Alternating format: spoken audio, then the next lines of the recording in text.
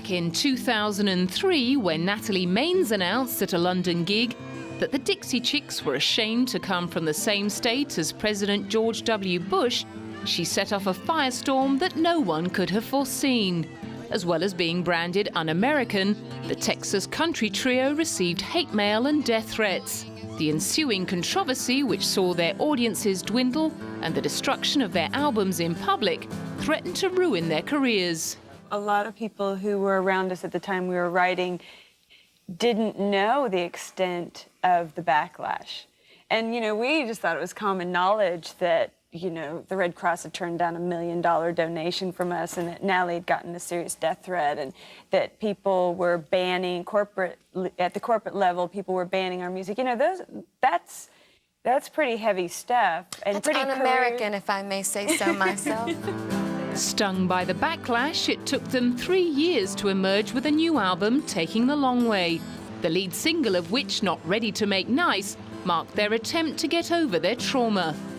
I can talk about it without crying now. That's something.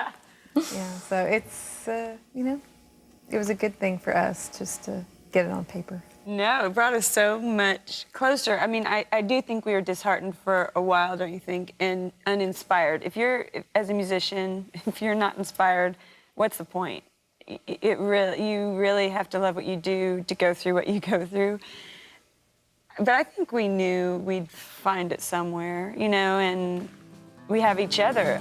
The reward at the end of their long road to recovery came at the 2007 Grammy Awards ceremony, where they scored an incredible 5 awards, including Best Song for Not Ready to Make Nice, Best Record and Best Album of the Year.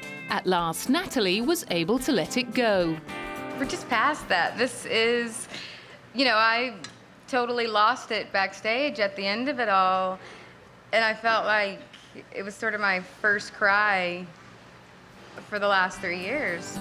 And Emily was ready to acknowledge that the troubles of the past 4 years had paved the way for their amazing Grammy haul. Great music comes from inspiration, and what happened to us really drove us to make an album that said a lot, and I think people kind of linked into that because it was a story and it was something beyond the music. It wasn't just songs, it was something that said